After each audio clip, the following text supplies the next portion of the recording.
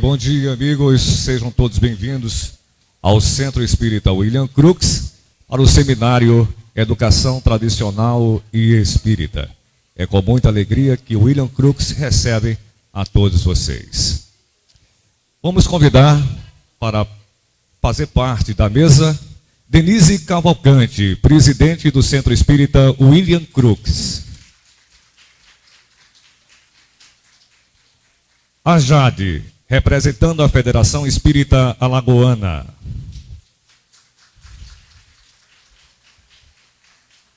A Francisca, do Lado Amor Franciscano.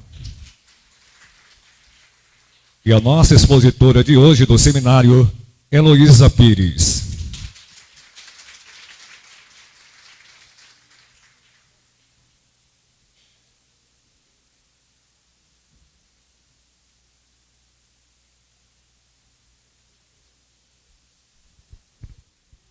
Bom dia a todos, sejam todos bem-vindos. Estamos mais uma vez aqui reunidos para um evento maravilhoso que vai nos deixar hoje o dia muito felizes com a presença desse ser maravilhoso que é a Dona Heloísa Pires. Então, meus irmãos, sejam todos bem-vindos e vamos fazer a prece inicial com a Jade.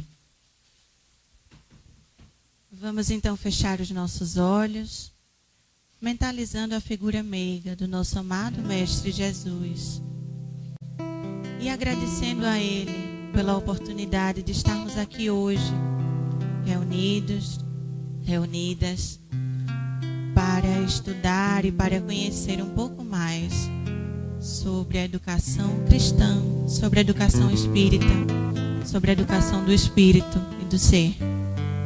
Gratidão, Senhor, porque hoje abraçamos esta oportunidade e estamos aqui reunidos em Teu nome.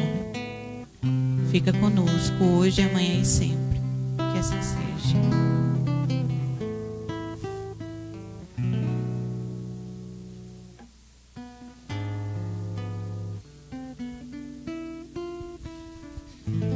Então, meus irmãos, vamos dar início aos nossos trabalhos, né, da manhã de hoje, do dia de hoje.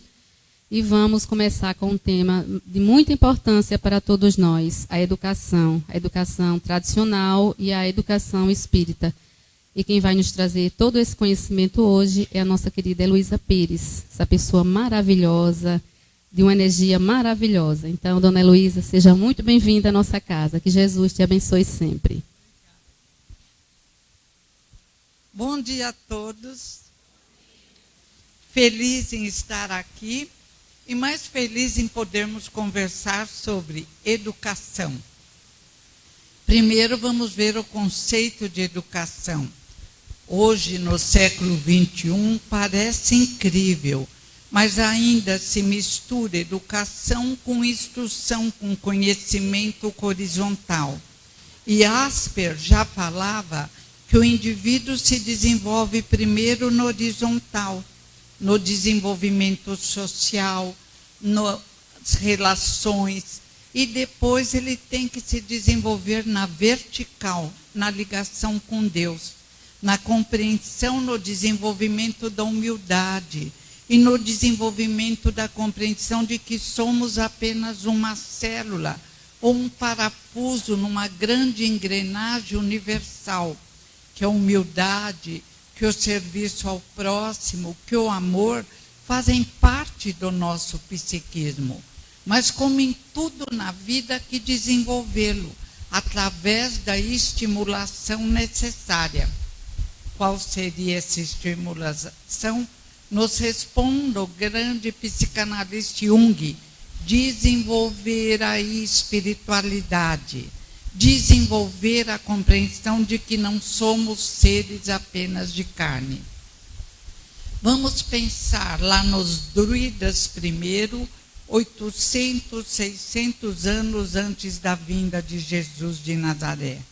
No meio de um povo alegre, barulhento, no meio do povo celta, surgem os sacerdotes druidas, um conjunto de indivíduos especiais, entre os quais Allan Kardec estava depois, E esses indivíduos vieram trazer a verdade libertadora à Terra. Os druidas já falavam sobre comunicação entre encarnados e desencarnados.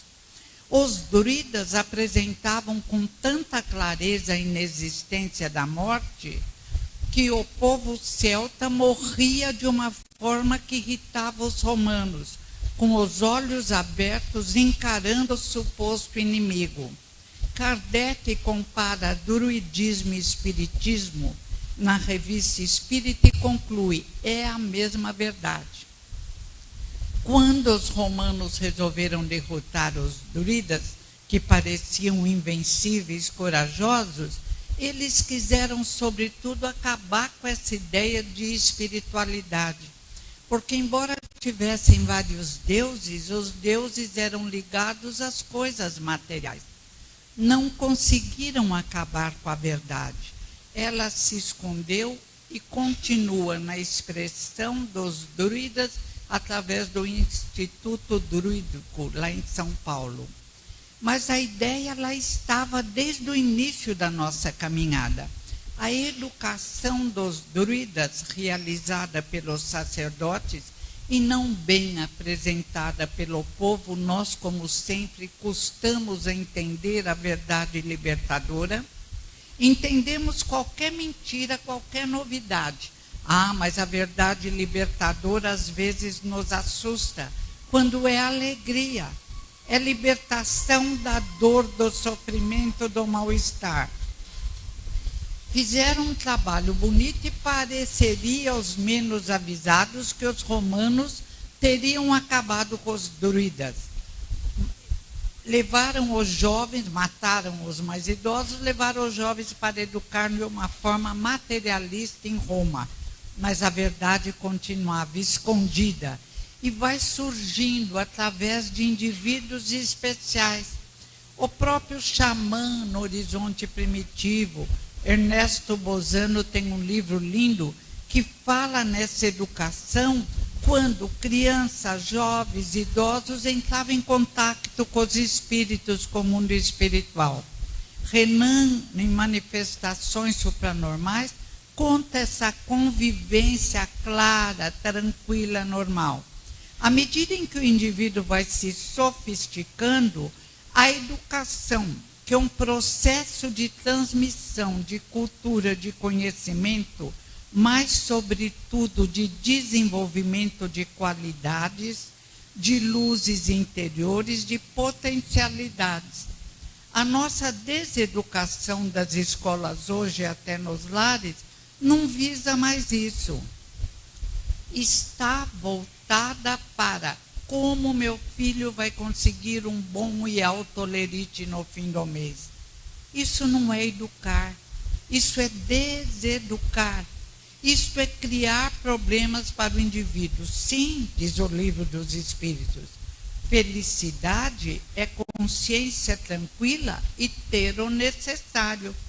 Mas nunca educação foi aconselhar o supérfluo, ou pensar só no ganho, ou esquecer o amar ao próximo como a si mesmo, ou esquecer a necessidade de cuidar daqueles que mais sofrem.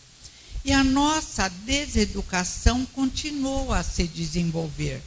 No Horizonte Primitivo ainda havia uma educação de respeito e família.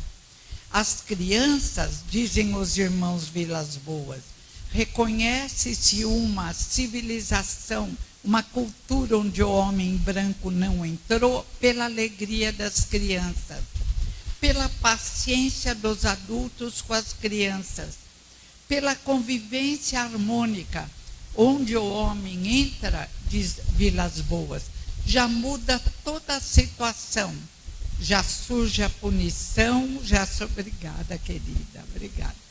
Já surgem os problemas vários, ali é a mão terrível do homem branco, ainda em vias de civilização. Mas branco, negro, amarelo, azul, existente nesse universo infinito, somos todos espíritos. Somos luzes ainda não desenvolvidas, por enquanto luzes negras, luzes cinzas, em desenvolvimento até explodirmos na luz que nós somos.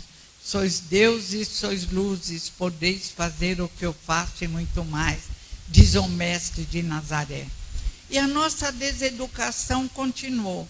O indivíduo preparado no mundo espiritual surgia na Terra e se transformava num agressor. O corpo, diz o querido Kardec, tem o seu ser, a sua expressão, oferece resistência, desperta desejos e confunde a criatura se ela não se esforçar através do processo especial de conhecer a verdade, confunde de tal forma que o indivíduo passa a viver tentando ficar mergulhado no barro da terra. Ainda hoje é isso que vemos à nossa volta, mesmo no meio espírita. As pessoas, nós todos nos encantamos com as palavras de Jesus, vibramos com os conselhos de Kardec, ouvimos os espíritos que vêm nos auxiliar, mas continuamos quase os mesmos. Como dois diamantes precisam se aflitar para se transformar em brilhantes, nós exigimos da vida atritos. Crescemos muitas vezes exigindo a dor, criamos dor e sofrimentos. E nossas crianças, preparadas para a vitória, desejando um mundo de paz, de amor, ao reencarnarem, ficam decepcionadas com aquilo que encontram. É indispensável que os pais se eduquem na expressão de saber lidar com as crianças. Quantos problemas surgem? E continuamos a nossa marcha entre os gregos, entre os romanos, a Esparta, Atenas, Esparta tentando moldar só guerreiros. Eu me pergunto, quanto sofreria uma criança amorosa, preparada para a vitória no mundo espiritual, sendo treinada em Esparta, naquele sistema de cessarem os impulsos do amor verdadeiro ensinado por Jesus e, portanto, Mestre, e tendo que se desenvolver apenas para a luta, para a guerra, para o desamor. A vida continua. Sabíamos da existência dos deuses, transmitimos isso às nossas crianças, mas não num sentido de provocar paz, harmonia, bem-estar, mas no sentido deles nos valerem para realizar nossos desejos materialistas. E pior ainda, deles serem, se possível fosse, deles serem acalmados através de sacrifícios tolos. E a vida continua, guerras, os heróis até hoje, os heróis Carlos Magno, os heróis, os violentos, tem aquele outro barbudinho de Cuba. Quer dizer, que heróis são esses que nos impulsionam a mergulharmos no barro da terra? Quais são os pais que trazem a vida dos verdadeiros heróis, daqueles que podem nos impulsionar na caminhada para a luz? É na evangelização que isso pode acontecer. Mas estávamos lá, mergulhados, sim, muitas vezes nos ensinamentos do nosso Mestre Jesus. Mas esses ensinamentos serviam às nossas necessidades, que eram grandes, espirituais. Não podemos acusar alguém. Todas as deturpações foram realizadas com o nosso apoio. E a educação se tornou uma deseducação do medo. O céu e o inferno, que às vezes até alguns espíritas apreciam, comprazendo-se mais em explicar o inferno ou umbral inferior do que as possibilidades de uma vida na espiritualidade tão bem apresentadas no céu e inferno, no trabalho magnífico do ex-druida reencarnado Allan Kardec. e éramos educados, Martim Lutero conta, éramos deseducados à pancada, muito antes, quando começou a brilhar a luz do amor. Martim Lutero, grande missionário, que tentou fazer a volta à educação de Jesus, conta que o seu pai espancava-o. Era um menino bom, mas na época achavam que tanto os animais, os cavalos, como as crianças, deviam ser tratados com todo o rigor. E deu no que deu.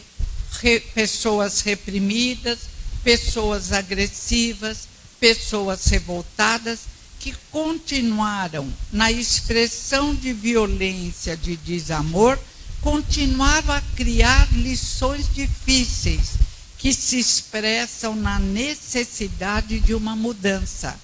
Lições tão difíceis que no século XXI vemos um presidente dos Estados Unidos brincando com ameaças e armas nucleares.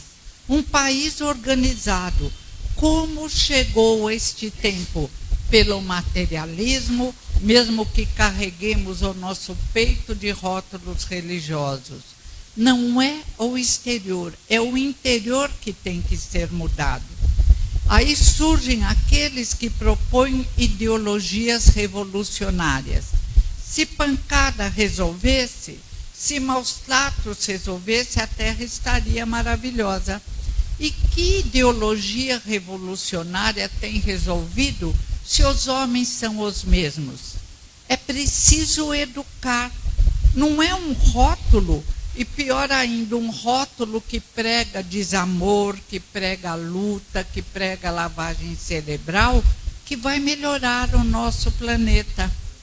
Então precisávamos voltar ao horizonte primitivo, pegando as luzes que faziam com que o clã, a tribo se amasse e transplantando através dos mestres maravilhosos, todos aconselhando o respeito, amor ao próximo. A Bíblia já chama atenção. Mãe, dê uma profissão ao seu filho. Caso contrário, você pode fazer dele um ladrão. Confúcio, é preciso ensinar a amar o próximo. Pegamos os educadores dos druidas, a Pestalozzi, a Jesus, que é o maior antes de Pestalozzi, o grande pedagogo, e todos aconselham o quê?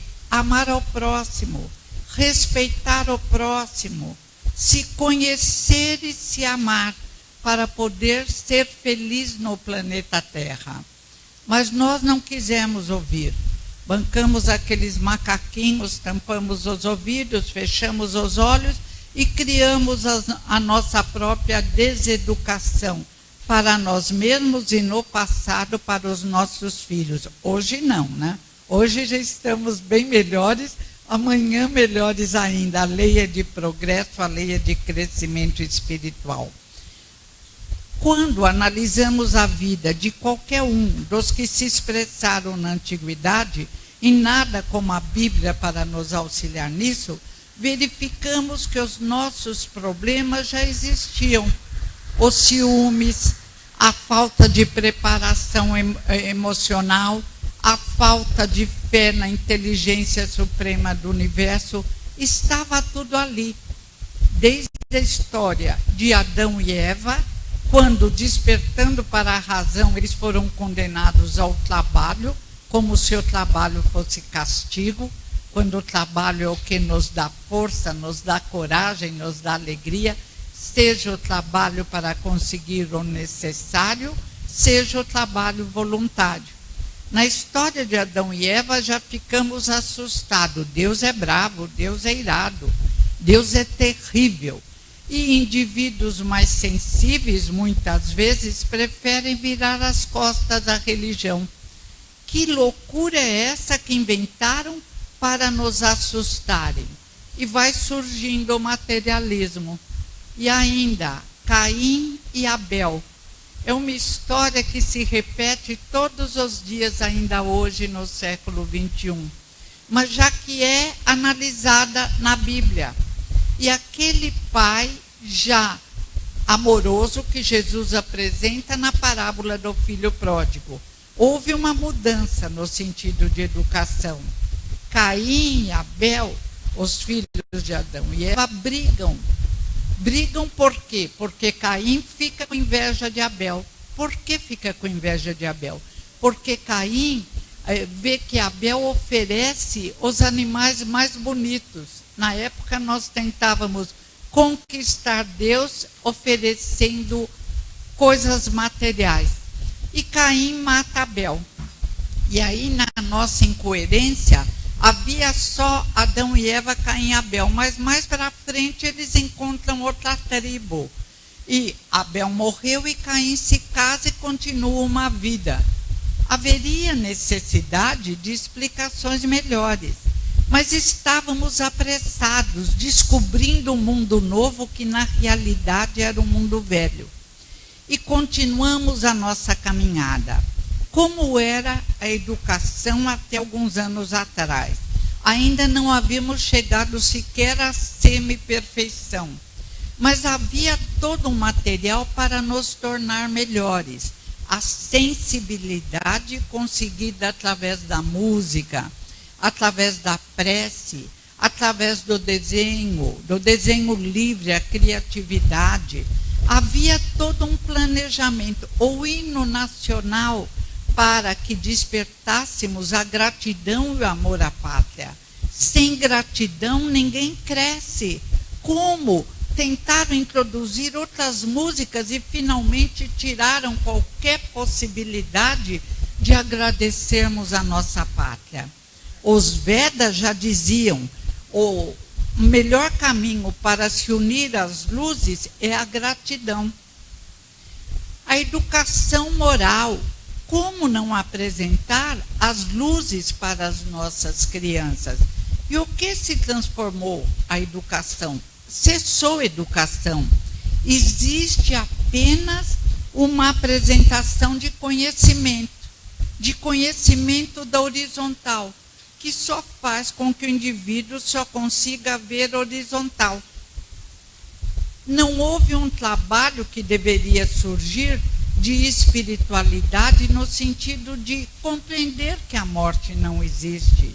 E a ciência nos apoia tanto hoje nisso, e a educação se transformou numa deseducação comercial. As escolas pagas estão preocupadas com o preço alto. Os professores acham que ganham pouco e às vezes trabalham em 3 períodos, o que diminui a qualidade. Existe um currículo pronto que só faz o quê? Apresenta matérias às vezes inertes, matérias que não interessam. E outra coisa, o medo do vestibular. As adolescentes vão em pânico, e o pânico paralisa o indivíduo. Não entram muitas vezes aqueles que estudaram mais. E outra coisa, devíamos ter vagas suficientes para que todos se preparassem. Aí o que fizemos? Incapazes de melhorarmos o processo educacional, de arrumarmos cursinhos para os indivíduos menos favorecidos, menos estimulados, resolvemos a moda da casa. Criamos cotas. Cotas para negros. Por que cotas para negros? Eles são tão inteligentes. Nós somos brancos, negros, amarelos. De onde surgiu essa ideia terrível, fruto de um complexo de culpa? Aí depois, cotas para aqueles que só estudaram em escola pública. Por que isso? Melhoremos a escola pública, não piorar e permitir a entrada de indivíduos mal preparados. Obrigada. Então, realmente, nós somos difíceis. Nós não nos preparamos e não nos interessamos para trabalhar por um mundo melhor. E depois nós colocamos, nós espíritas, culpa na reencarnação. Os não espíritas se revoltam, alguns colocam culpa em espíritos desequilibrados que Deus teria criado para que ficassem desequilibrados pela eternidade. Temos que assumir as nossas necessidades para corrigi-las. Qual a situação de um irmão inteligente, com toda a capacidade, que apenas não teve oportunidade ao entrar quase que por favor na escola? Qual a alegria de um indivíduo que, quando vai procurar um trabalho, também encontra cotas, conforme as necessidades? Eu trabalhei na psicopedagogia 16 anos da ACD e garanto que não é por ter uma deficiência que o indivíduo vai precisar de uma cota para arrumar um trabalho. São mais inteligentes, mais preparados através das reencarnações do que nós mesmos. Eu tinha um aluninho, o Jô, que ele veio da roça. Ele tinha movimentos involuntários, tinha que usar uma pulseirinha de ímã para trabalhar no computador. Super dotado. Com 9 anos, ele fazia cada redação que nós nos reuníamos para estudar. Outro, Gustavo Pimenta, também com o mesmo problema, movimentos involuntários, fundou uma ONG. Trabalha na Pedro de Toledo, lá em São Paulo, Rua Pedro de Toledo, para auxiliar aqueles que não têm as mesmas possibilidades. A nossa sociedade se deseducou para olhar a aparência. O indivíduo, em qualquer lugar, ele é caracterizado pela aparência. Hoje é um desejo de mudança. E aí aparecem indivíduos de forma mais estranha, mas que sejam respeitados. Cada um conforme a aparência com que se apresenta, que a aparência é pó, é secundária. Esse apego à aparência que tem criado tantos problemas, verdadeiros monstros. Eu vi a esposa do Belo na capa da Veja, ou dentro da Veja, e fizeram de tal forma a fotografia dela que ela agora parou de, por tanto gel, tomar e está bonita de novo. Ela afinou, porque acho que mesmo ela não viu no que ela estava se transformando. É gel aqui, que se cuide, cada um que faça o que acha necessário, mas que não vive em função de um corpo perecível, que é o que acontece hoje. Tem indivíduos que sobrevivem às custas de tomar vitamina e arriscarem a própria saúde, esse instrumento magnífico, para apenas se tornarem melhores. Então devíamos dar uma parada à terra toda, devíamos ter alguém, poderia ser até esse querido Papa Francisco, que trabalha em prol de um mundo melhor, que ama o seu próximo como a si mesmo. O nosso Chico Xavier fez tanto por nós mesmos, renunciando a qualquer conforto físico, doando todos os seus livros. E outros indivíduos, Nelson Mandela, saiu da cadeia e veio pedir o perdão àqueles que o haviam colocado em situação difícil. Barack Obama, tantas luzes vieram, porque a maioria tem que preferir a sombra. E o reino do ouro, o reino do ouro, o indivíduo coberto de ouro pode fazer o que quiser, é respeitado. O indivíduo honesto, inteligente, trabalhador, mas mal vestidinho, encontra dificuldades, até mesmo em algumas casas espíritas. Um dia eu vi meu amigo correndo na ponta do pé para ver o carro com o qual o colega dele ia chegar. Falei, menino, o que é isso? Que interessa a marca ou o carro com o qual o próximo vai chegar? É que ele é arrogante, eu quero ver se ele tem direito de ser arrogante. Falei, mas pelo carro Jesus andava a pé, Paulo de Tarso andava a pé. Então, na realidade, nós somos até provocadores mesmo de riso, porque a cada absurdo, dentro e fora da casa espírita, em nome de Deus, em nome de Jesus, que precisamos uma educação. Mas no momento atual, qual seria a educação que poderia melhorar, tranquilizar? Felizmente estão nascendo crianças bem preparadas, que vencem até a própria ignorância dos pais. Mas é necessário auxiliarmos todo o nosso planeta ao qual tanto devemos. Existem bilhões de casas de planetas habitados. Não por acaso nós estamos nesse belíssimo grãozinho de areia que desaparece ao olharmos o universo, mas que permite a cada um de nós nos transformarmos, como diz o querido André Luiz, em auxiliares de Deus, em co-criadores, em trabalharmos através do nosso pensamento para a formação de um mundo melhor. Felizmente crescemos, apesar de extinguimos batidas, pancadas em crianças, castigos. Antigamente era terrível, uma criança com dificuldade na matemática ou na redação apanhava para ver se aprendia. E a professora tinha direito de fazer isso.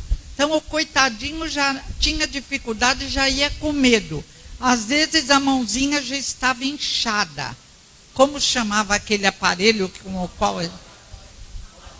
Palmatória. O coitado já tinha pesadelo com a palmatória. Como podia aprender? Aí ele nem conseguia entender, porque o medo paralisa, o medo faz a pessoa em pânico ser incapaz de aprender, e aí de novo a palmatória. Marcou tanto o querido Lutero, eu não sei o sistema que era lá na sua época, mas ele tinha horror de pancada e castigo, que pela vida toda ele via, eu acho que é problema disso, inteligentíssimo, brilhante, fez um trabalho bonito, mas ele sofria com medo do inferno, e via um cachorro preto, ele pensava que queria atacá-lo, devia ser a materialização de toda ignorância pela qual ele, espírito sensível, passara. E o que ele fazia? Ele começava a berrar o Pai Nosso para o cachorro se afastar. E o cachorro, é claro, com tanto grito, ele despertava e se afastava. Provocávamos sofrimento nas crianças. E agora nós temos que corrigir, fazendo a grande mudança no planeta Terra. Então tem gente querendo sofrer. Viemos para pagar dívida, viemos para sofrer. De onde tiramos essa ideia ridícula? Que Deus seria esse? É o Deus de Adão e Eva, que nos castiga, que quer nos ver sofrer. Ninguém veio para sofrer, viemos para trabalhar. Podemos escolher o caminho da dor ou o caminho do trabalho e do amor. Agora, de vez em quando tem um desafio. Outro dia eu dei um mau jeito na perna e andava com a perna dura e doía. E daí? Será que foi um obsessor? Para com isso. Dei um mau jeito na perna. Fui fazer alongamento, que diz que idoso tem que se alongar. E dei um mau jeito, não tinha obsessor, tinha minha ignorância, que não sabia me alongar. E se por acaso vem um outro problema, é apenas um problema. Vamos procurar a solução. Nancy Puma nasceu com uma miopia altíssima e nunca achou que era por erros do passado. Aconteceu, ou ela escolheu uma lição mais difícil, ou ela utilizou os olhos e ela se condenou, ela se analisou, ou simplesmente aconteceu. Existem desafios na Terra. Outrora, insetos venenosos, agora voltaram os insetos perigosos. Por quê? Castigo não. Temos 3.000 lixões a céu aberto. Fábrica de mosquito, fábrica de vírus, fábrica de problemas vários.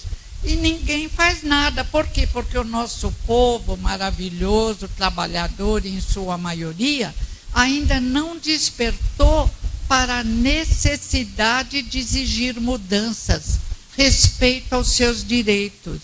Eles estão tão preocupados em conseguir o pão em se expressar no futebol, até sai morte por causa do futebol. Se respeitar seus direitos próprios, como lutam pelo futebol, o Brasil seria outro. E o carnaval? No carnaval ninguém está cansado. Põe um trio elétrico e uma multidão pulando e acompanhando. Então é um povo maravilhoso. Nós fazemos parte de uma família maravilhosa, mas que está deseducada. E parece que o sistema, o governo, adora gente deseducada, que não pensa, que aceita as bobagens que eles dizem, que se deixa manipular. E é contra tudo isso que nós temos que agir. Eu, na outra, se deixar, eu volto professora, coordenadora na educação, para continuar nossa tarefa, que não é sofrer, que é trabalhar, que é modificar, que é criar. Este é o convite que no tempo e no espaço nos foi feito. E olha que vieram educadores na Terra, grandes educadores. O maior. Bom, antes de Jesus, Buda veio educar. Fez 10.000 palestras. Nós gostamos de um Buda bem gordinho, sentado, olhando o ar. Ele não era assim. Ele trabalhou, ele andou, ele saiu do palácio chiquérrimo do seu pai e foi meditar para descobrir por que tanta dor, tanto sofrimento. E concluiu que, se cada um descobrisse a verdade, que a morte não existe, que é preciso agir certo, todos seríamos felizes.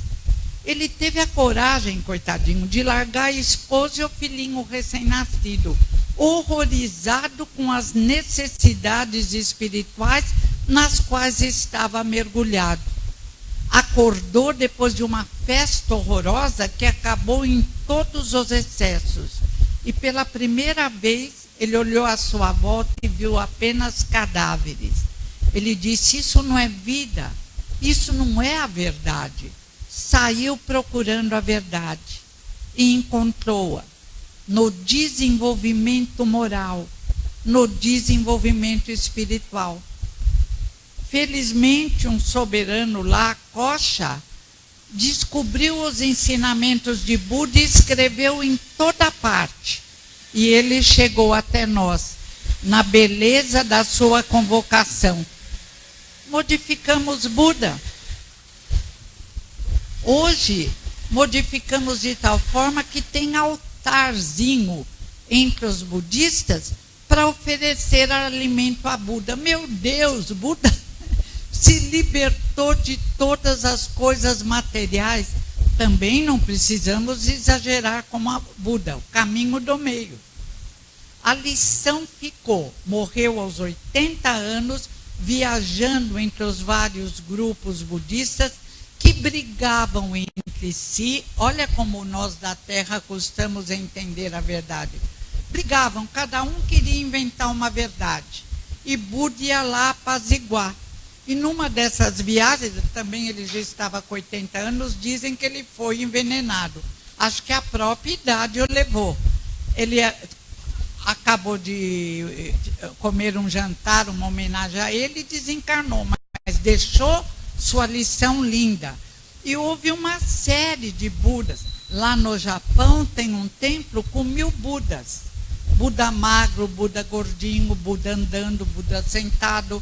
Então nós criamos um Buda imóvel que não faz nada. Pelo tamanho com que nós o colocamos, ele só pensaria em comer, o que não é verdade. Sócrates era um educador, filósofo, filosofia, amor à sabedoria. Sócrates veio para nos ajudar. Ele se ligava constantemente ao plano espiritual e tinha seu grupo de alunos, adultos. E ele, através de perguntas, a maiêutica tirava a verdade e fazia os indivíduos compreenderem. Ele se desapegara tanto do corpo físico que a esposa dele se irritava. Ele se desapegará tanto que ele vivia com soldo de soldado, um dinheirinho, e andava vestido pobremente, e ele podia, como filósofo, conseguir um bom emprego. Todos os sofistas que ensinavam cobrando, ensinavam para tornar a clientela alegre, tinham empregos no governo. Sócrates não queria. Ele queria viver divulgando a verdade e mostrando, como Buda mostrara, de desprendimento dos bens terrenos. Deixou a sua lição de paciência, de compreensão, de amor. Com a própria Xantipa, um dia ela chegou nervosa porque a casa dela nunca tinha o suficiente que ela desejava e tinha direito. E ela jogou um balde d'água em cima de Buda. Ele apenas sacudiu a roupa e continuou a sua aula.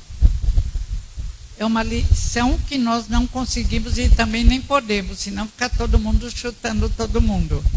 Mas deixou, também morreu com 75 anos, deixando um exemplo de coragem, da verdadeira finalidade da vida, do sentido da vida, da possibilidade de crescimento espiritual, no conhece-te e na reflexão sobre o que nós vamos levar quando partimos para outra vida. E quando foi condenado à morte, acusado de deturpar o pensamento do jovem, simplesmente porque ele era contra ofertas valiosas ou pequenas aos deuses, ele morreu com muita propriedade, sem reclamar, deixando exemplificado para todos nós que a morte não existe. E quando Xantipa apareceu gritando que ele era inocente, ele falou: e querias que eu fosse culpado? Graças a Deus morro inocente. Tomou seu veneno, caminhou, deitou de lado e partiu para uma vida melhor, devido à sua grandeza espiritual. E nós não ouvimos, não. Até hoje, adoramos ouvir sobre Sócrates, ler sobre Sócrates, mas não precisamos segui-lo tão exageradamente. Mas é importante refletir sobre o que podemos aprender com o grande filósofo. Descartes fala nas paixões lembrando Kardec. Ele faz alguma mistura, mas o convite é, como a Kardec em A Gênese, a nos libertarmos das paixões inferiores. E até Schopenhauer, 10 ensinamentos de Schopenhauer, nos convidando ao crescimento contra o suicídio, explicando que o suicídio só traria males maiores. Então, tivemos tantos educadores e temos dificuldade, mas no planeta Terra ficamos até tranquilos, porque o referencial da Terra é de muita necessidade. Vemos os indivíduos de colarinho branco, vindo de boas escolas, uma mãe com vários filhos, e todos, inclusive ela, a mestra, extorquindo o povo. E aí o povo diz: no Brasil todo mundo rouba, vamos roubar. Vamos nos pequenos erros, vamos pagar para o guarda não nos multar. E aí não há melhora. Não há crescimento espiritual, não há educação. Educar é um ato de amor. Educar é um ato de doação. E uma série de espíritos vieram para educar. Os espíritos que se expressam em corpos femininos. Os espíritos das mães. Toda uma preparação através dos séculos, para que a criança chegasse e fosse recebida com amor. Para que a criança conseguisse despertar para a necessidade do respeito e amar ao próximo. Mas, como diz Monteiro Lobato, desde o início deveríamos ter uma escola para mães e pais. Porque muitas vezes os indivíduos ficam perdidos, não sabem qual direção seguir. E numa sociedade materialista, ou que está tentando se espiritualizar, mas que se perde no castigo e na dor, as mães também precisam de apoio, e hoje os pais. Uma nova ordem de coisas. Quanto tempo vai demorar? Não está escrito. Fatal, livro dos Espíritos, leis morais dizem fatalidade. Só a hora da morte. Não está escrito, depende de nós. Existem várias possibilidades no futuro. Jesus analisava e via a possibilidade mais forte. Mas mesmo assim podemos mudar. Através do trabalho, através do nosso livre-arbítrio, através do amor. E nossos filhos vieram também para se modificarem, tanto quanto nós mesmos, para melhor. E nós aprendemos que o amor realmente modifica e constrói. Nunca esqueço, outro dia ainda, eu fui no shopping Santa Cruz, ainda estava fechado, esperar que iam me pegar para uma palestra domingo, e um grupo de meninos, eu fui falar com eles porque eram pequenininhos, porque a fé tem que ser raciocinada. Se fosse adolescentes, eu não iria. Eram 5, tinham 6, 8 anos, xingando o guarda lá, o segurança do shopping, que não os deixava entrar. Mas não deixava entrar porque estava fechado. E não deixava entrar porque eles eram bagunceiros. E eles falavam nomes horríveis para o segurança. E o segurança, nessa lei incrível que existe hoje, não queria nem chegar perto. Porque devia haver uma polícia especial com senhoras carinhosas que levasse aqueles terrores tomar um café e se acalmar. Mas não, o coitado, forte, gordo, ele se encostava na parede. Aí era a glória para os meninos. Aí eu ia embora. Eu falei, não posso, podiam ser meus filhos. Talvez seja amanhã. Deixa eu cuidar, já dá alguma explicação. Aí fui, como a gente vai? Vai com amor, queridos. O que é isso? Aí o que era mais esperto falou para mim, pois é dia das mães, né, vó? Eu falei, meu Deus, agora eu virei vó, até ontem era tia. E nós só queremos comprar um presente para nossa mãe. Eu, sim, sei. Falei, tá, então vamos fazer o seguinte, eu não dou esmola, eu vou ajudar vocês a comprarem um presente, eu vou dar uma pequena parcela. Vocês podem comprar uma rosa para cada mãe. Mas olha, aí conversei, tá, vó, eu acho que ele pensava, ô, velha tonta, não vai adiantar. Mas eu me senti melhor, fiz a minha parte e eles foram embora procurar alguma coisa para as mães, duvido muito, acho que eles foram tomar um café, aí o problema era deles. Mas depois eu falei, coitado desses seguranças, nessa época maluca, que se convencionou acabar com a autoridade. Não existe mais autoridade. Muitos não respeitam pai, nem mãe, nem polícia, nem nada. Falei, como nós temos que agora agir via pensamento, via vibração, via oração e via exemplo.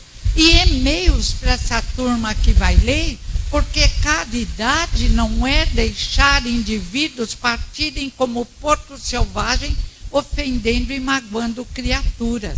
Caridade não é deixar crianças matando e roubando.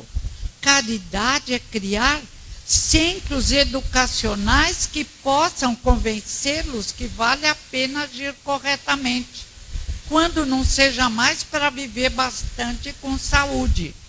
Então, nós estamos numa sociedade incoerente, fruto desse passado, onde nós escolhemos, ou pelo menos a maioria escolheu, o atalho mais difícil, o atalho da omissão, o atalho da indiferença. E mesmo nessa época, frutos preciosos se levantaram. Pestalozzi, tão amado no meio espírita. Quem foi Pestalozzi? Foi um dos maiores educadores da Europa. As escolas que Pestalozzi criavam eram procuradas. Kardec, os pais de Kardec, colocaram Kardec para estudar com Pestalozzi. E o que ele ensinava? Algo que vários em todas as épocas que ensinaram. Educação tem que ser integral. Não é só ler e escrever. Educação é aprender a agir corretamente, moralmente, como diria Buda, refletindo e descobrindo a verdade, como diria Sócrates, amando ao próximo como a si mesmo, como sempre exemplificou Jesus de Nazaré. Então nós temos que trabalhar por essa velha e nova educação. Pestalozzi 3 vezes foi à falência. Por quê? Porque ele era idealista. E também o idealista tem que ter um lápis e um papel para fazer conta. Só o idealismo pode complicar. E tem alguns idealistas que têm dificuldades em conta. Então tem que arrumar um assessor. Porque não pode acontecer um desastre de uma escola maravilhosa ir à falência. Na terceira, que foi um castelo que ele ganhou, ali ele conseguiu mostrar o seu método. Plantar, colher, ensinar a ler, ensinar a geografia geral, alargar a visão, não ficar só no seu próprio mundinho. E lá surge Kardec. Pestalozzi é tão importante que Maria Montessori, a primeira médica neurologista italiana, que depois se dedicou a criar métodos de ensino, porque era uma mulher amorosa, e ficou abismada quando viu que crianças com deficiências mentais eram tratadas num hospício como se fossem loucas. Maria Montessori tirou-a junto com o noivo era psiquiatra. Depois esse noivo se revelou mal educado, mas estamos ainda nele educado. Os dois se amavam, ela tirou as crianças e começou a trabalhar as crianças consideradas dignas apenas de um hospício. As crianças eram estranhas, mas quantas pessoas são estranhas hoje? Ninguém mais estranho do que o Trump, e é presidente lá. E outros estranhos no Brasil. Mas naquela época eles tinham um molde mais fechado. Maria Montessori não se preocupou com as crianças serem um pouco ou muito estranhas. Começou a ensiná-las a ler, a escrever. Preparou-as para o exame que existia na Itália na época, para entrarem num curso mais adiantado. E todos os alunos de Maria Montessori conseguiram entrar. Porque estavam calmos, porque estavam bem preparados, porque ela explicava que aquilo não era para ficar desesperado, era apenas um teste. Maria Montessori realizou uma tarefa grandiosa e nunca perdeu o idealismo. Quando Mussolini dominou a Itália, ele foi pedir ajuda a Montessori para ela organizar as casas das crianças, casas dos bambini. Ela disse: não, educar não é moldar criaturas na tentativa de criá-las todas iguais e impedi-las de pensar. Educar é fazer com que cada um se desenvolva dentro de suas possibilidades e que seja livre. Aí ela pegou o filho que havia sido tirado pelo ex-noivo, ela não casara naquela época, mas ele já tinha 20 anos, veio morar com a mãe, largou o pai. E ela pegou e fugiu para Washington, porque ela sabia que Mussolini iria matá-la. Mas nem por isso ela podia até disfarçar, concordar com ele. Aparentemente depois fugir. Não, ela deixou testemunho de grandeza espiritual. Como Sócrates, como tantos, que nunca mentiram, que nunca se desdizeram, que foram sempre numa reta iluminada. E o método de Maria Montessori nos acompanha até hoje. Que método é esse? Desenvolvimento do cérebro. Mas o cérebro não é só carne. O cérebro é instrumento de trabalho. Ele é tão importante quanto o computador ou celular para alguém que quer se comunicar. Somos luzes, somos espíritos, revestidos de um corpo de energia mais flexível, o perispírito, e nos expressando num corpo de carne. E nesse corpo de carne existe tudo aquilo que é necessário para que o pensamento do espírito se transmita. Esse é o trabalho do corpo físico, transmissor, instrumento de trabalho. E por isso não podemos lesar o nosso cérebro com drogas pesadas, com alimentos inadequados, porque há a nossa possibilidade de comunicação com o mundo exterior.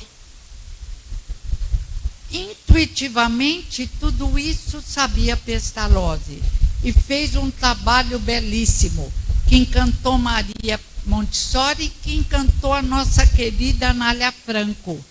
Uma educadora, menina ainda, ajudava a mãe a dar aulas. Quando aconteceu a lei do ventre livre e os fazendeiros, talvez nós estivéssemos lá, não duvido de nada, mandavam as crianças embora, porque diziam que não iriam alimentar bocas inúteis. Se eles não podiam ser escravos, para que eles iam servir? E muitas vezes a mãe ia embora junto, porque ela se revelava amorosa, eles ficavam com medo que ela criasse problema. E a Anália Franco começou a ver pelas ruas aquelas crianças abandonadas, negras ou mulatas, muito pobres, algumas já brancas, e ela disse, mas esse problema é meu. E começou a pensar como ajudar aquela geração abandonada. E uma menina, quase uma menina, não tinha dinheiro. Ela criava, com a ajuda de alguns conhecidos, barracões para que as crianças e algumas mães ficassem ali. E trabalhou e lutou para fazer com que essas crianças mais tarde pudessem entrar na sociedade. Qual seria o caminho? Primeiro, aprender a ler e escrever. Depois, ensinamentos morais, apresentar Deus e Jesus convenientemente. No cabeçalho das lições de Anália Franco, existia sempre palavras de agradecimento a Deus ou a Jesus. E como ela iria conseguir dinheiro? Além de estar educando as crianças, através de teatrinhos, através da música, através do canto.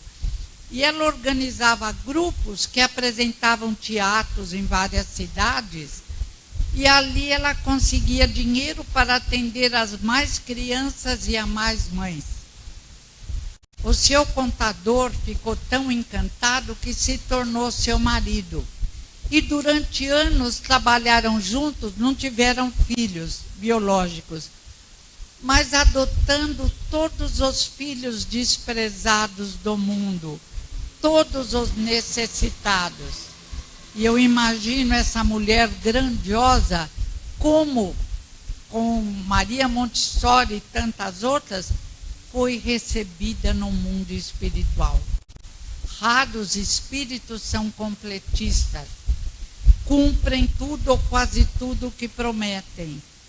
Maria Montessori, Anália Franco, Madre Teresa de Calcutá, Irmã Dulce, deixaram esse exemplo de amor, de capacidade de amar ao próximo mais do que a si mesmo. Outro dia, um amigo meu estava contando da visita que ele fez ao hospital de Irmã Dulce, quando Irmã Dulce estava viva. Ele disse, era precário.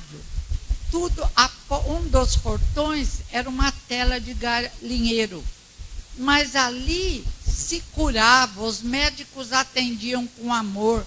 Irmã Dulce ficava com uma pequena possibilidade pulmonar, passava o dia conversando, orando, limpando, distribuindo alimento.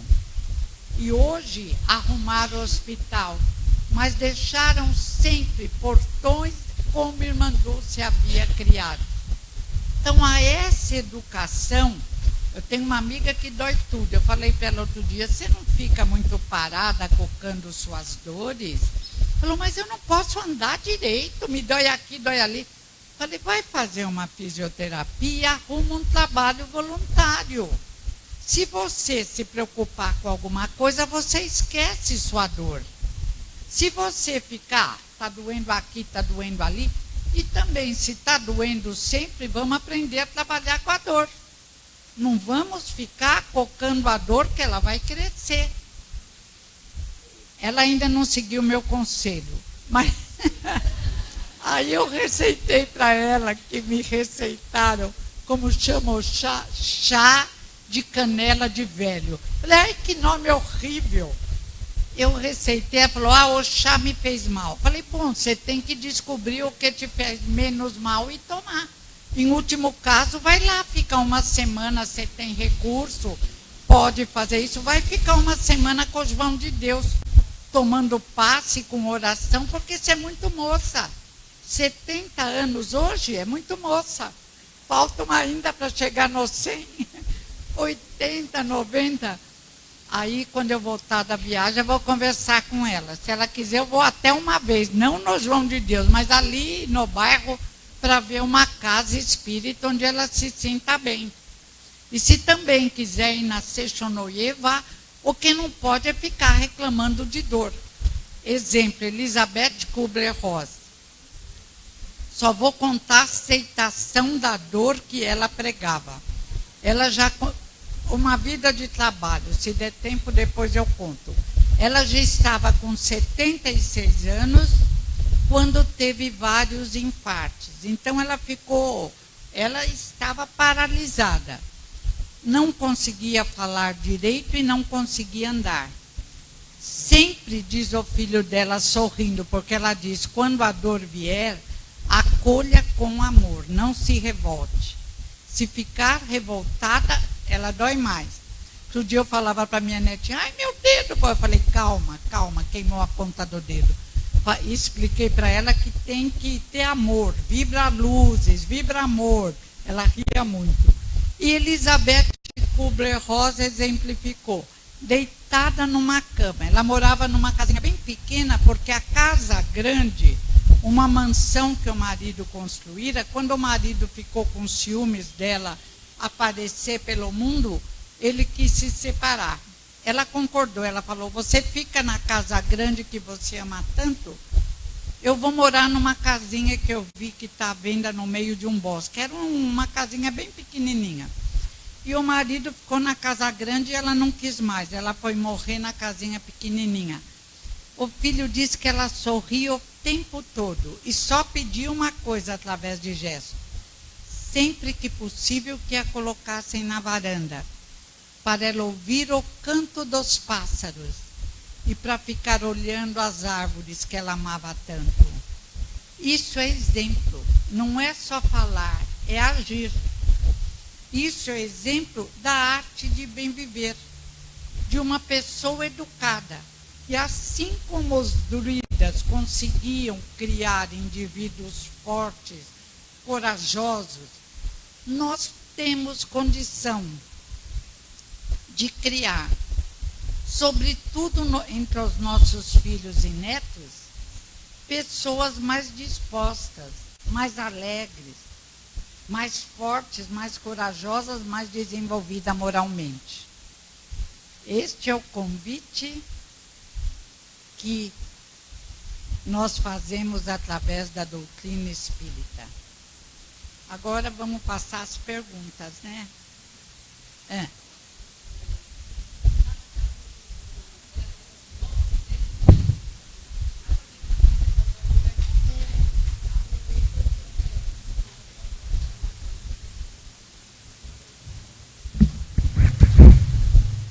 Chegou agora a hora das perguntas. Quem desejar fazer alguma pergunta? Tem alguém?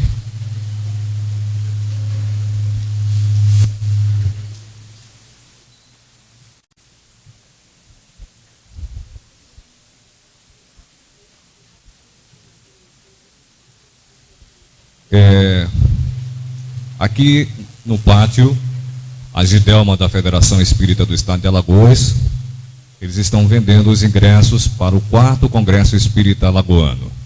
Então é só, depois, na hora do intervalo, procurar a Gidelma e fazer as suas inscrições. Alguém gostaria de fazer alguma pergunta a Heloísa Pires? Pode anotar no papel.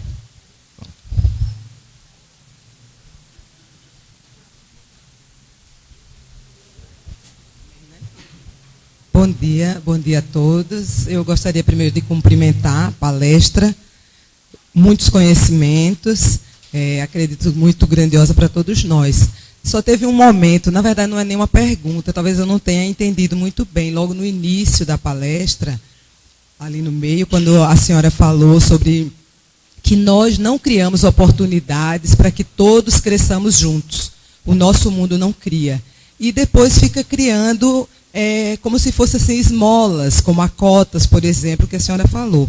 E, na minha opinião, a cota é um grande avanço para essa sociedade que não avança junto, não é? Já que nós nunca conseguimos que todos cresçamos juntos, porque tem os pobres, os classe média, nós temos esse loteamento de classe social visível, e a cota é como se fosse, na minha opinião, um saneamento para aqueles que não chegarão, se não for por essa porta.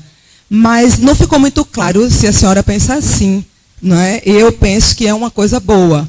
E aí eu queria que a senhora reforçasse isso, por favor. Certo. Obrigada. Se não houvesse recurso, seria o ideal.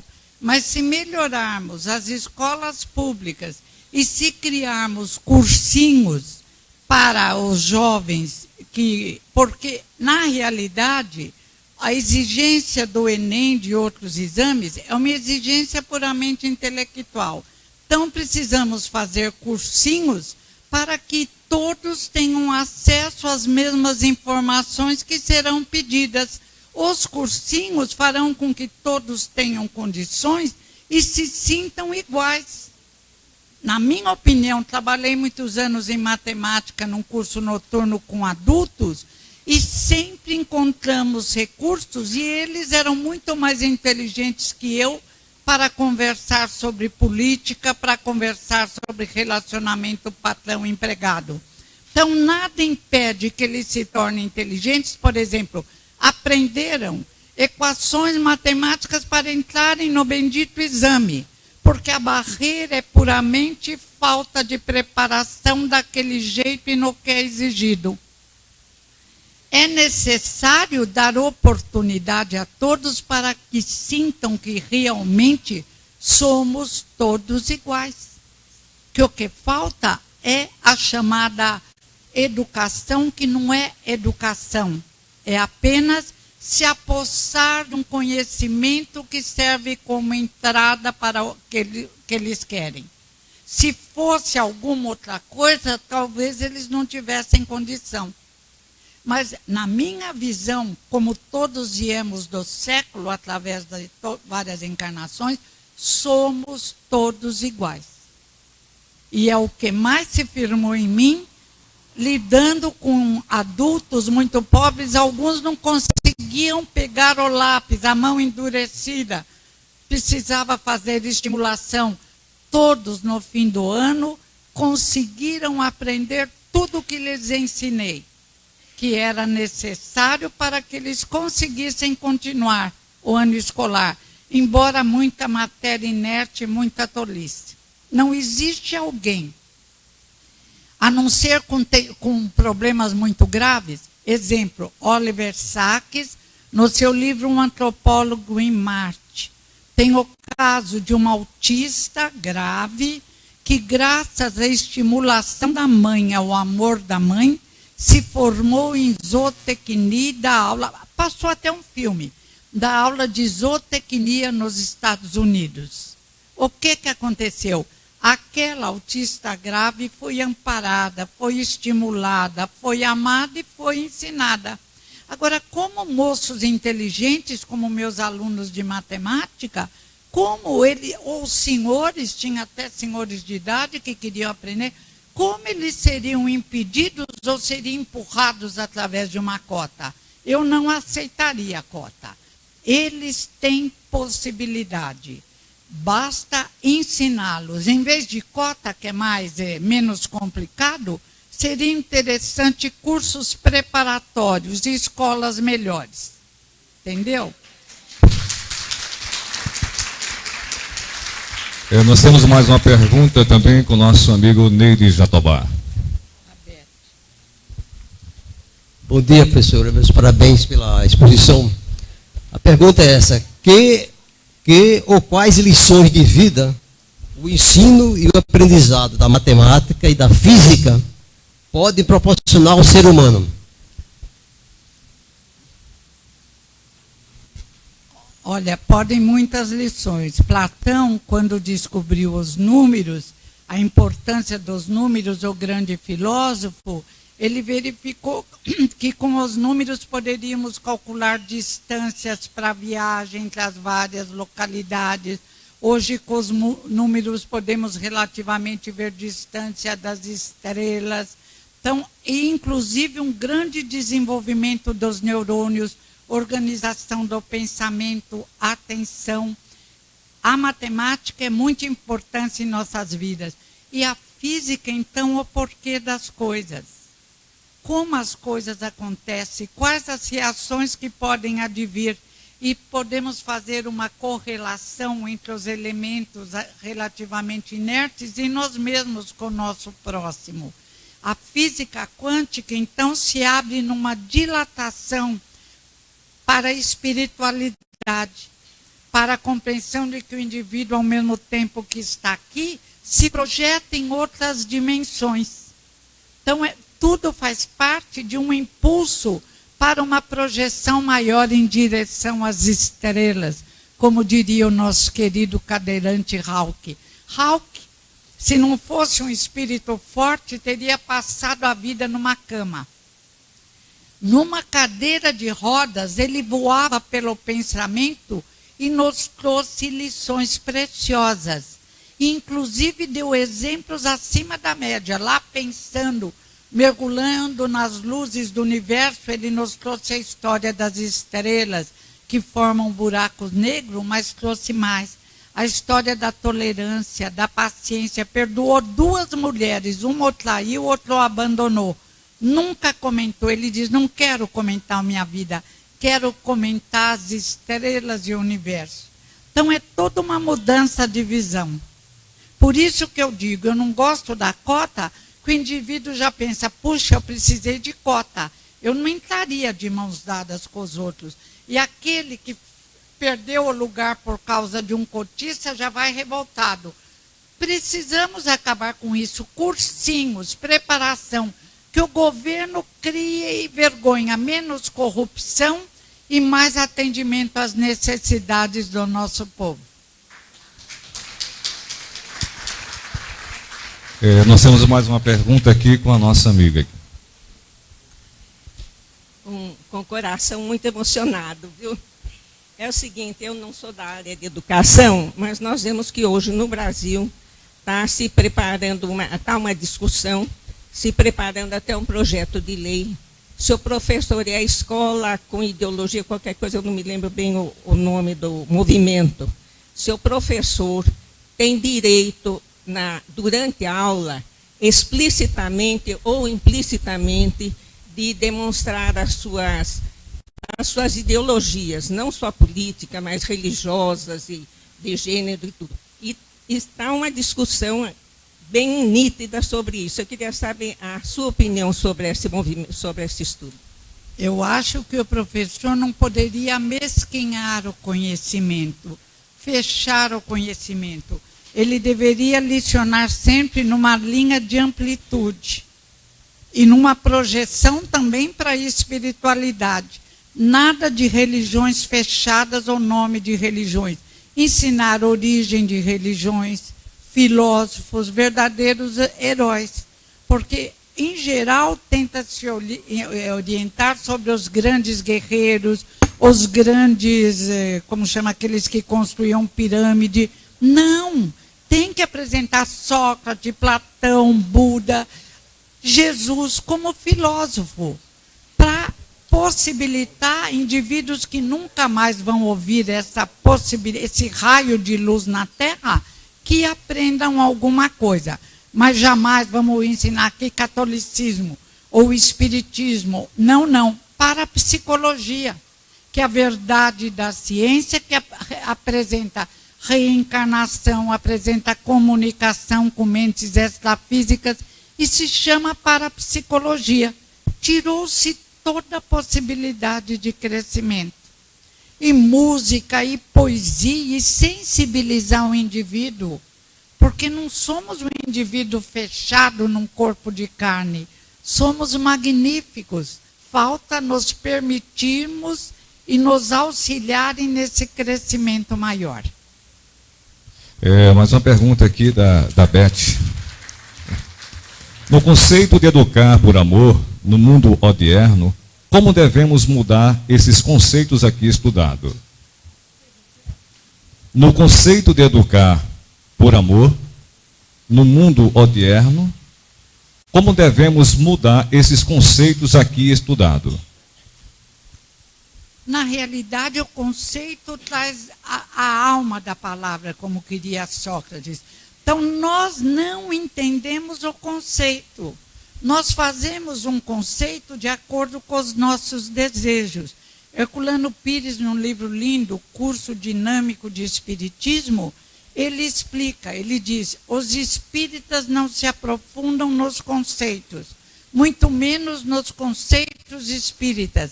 E aí surgem as grandes confusões. Então, a Betinha, minha irmã, primeiro vamos nos aprofundar nos conceitos. O que isso quer dizer? O que é aquilo? E depois vamos aplicá-los de acordo, analisando todo esse crescimento do homem da Terra através dos séculos. E já nos projetando num futuro de luzes. E temos mais uma pergunta aqui do nosso amigo Jarbas. Senhora Luísa, muita paz para a senhora. A senhora, nas entrelinhas da contextualização, falou tão bem do pensamento.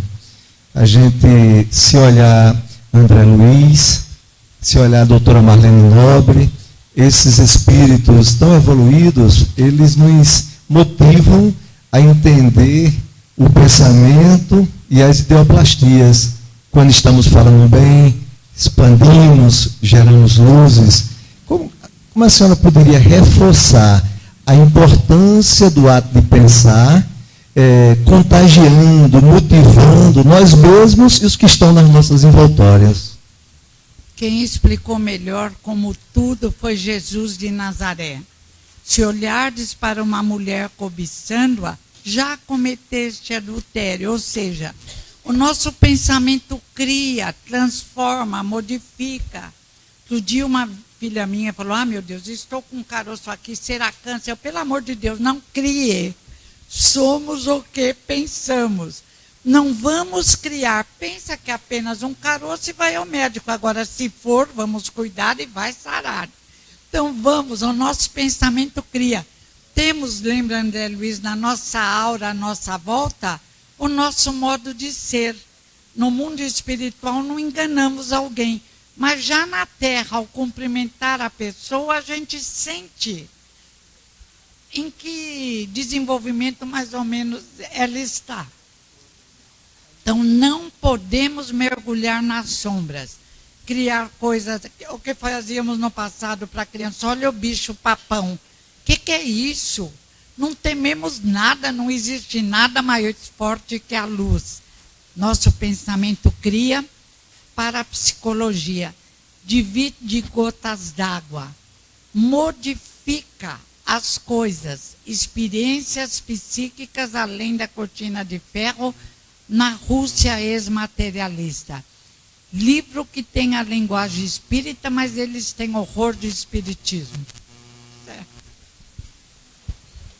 Alguém gostaria de fazer mais alguma pergunta a Heloísa?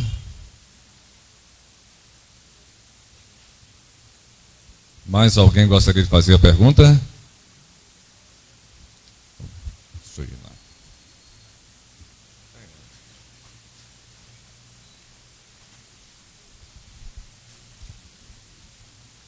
Bom dia. Muito obrigada pelas palavras lindas e inspiradoras. E você me fez pensar e lembrar de um teórico que, na minha concepção, é grandioso na área da educação. Compreendo que, para perceber toda a verdade, só o Cristo. Portanto, todos os outros são a percepção de alguns aspectos apenas. Então, quando eu cito alguém, e nesse caso vou citar o Piaget, não é com a ideia de que ele é o único detentor da verdade, mas alguém que deu uma contribuição preciosa, que infelizmente, por uma questão talvez ideológica, não sei, foi tido como tecnicista bastante, para não ser estudado com a profundidade que ele merece, dentro dos cursos de educação. Piaget fala que coloca que o desenvolvimento moral, que é a última fase do desenvolvimento que ele apresenta, é condicionado à superação de todas as outras fases, inclusive das fases sensoriais, onde a criança precisa sentir, a pessoa precisa sentir. A não superação dessas fases implica numa dificuldade da compreensão dessa evolução moral. Gente, isso para nós espíritas me parece fantástico, crucial, essa compreensão. O estudo dele é muito, muito rico e muito consistente. Eu acho que vale muito a pena conhecer. E conhecer em especial a última fase. É linda. Eu, particularmente, quando me deparei com ela, eu chorava ao estudá-lo. E eu acho que é um pouco isso que você fala. Quando você fala em cursinhos, eu traduzo como: vamos investir na educação infantil, vamos investir na base. É muito importante, às vezes não é economicamente viável, politicamente viável, porque não dá voto, mas é básico. Se a gente não fizer isso, eu não vejo como a gente crescer.